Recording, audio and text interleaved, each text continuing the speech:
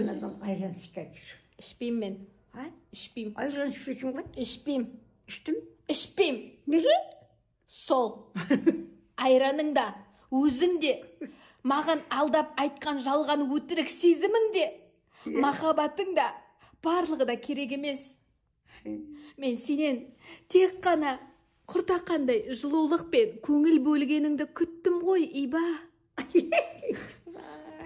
Ал сен болсаң мені... Артист болдың ол. Ал сен болсаң мені өтірік айранмен алдап, күн ұзаққа басқа шалдармен кетесің. Ал менің жүрегім ше? Менің жүрегім сен деп соғып тұрғанын білесің бе? Білесің бе, соны айтшы. Актриса болуға лайық екенсің. Көрдің бе? Енді менің атам Бекес.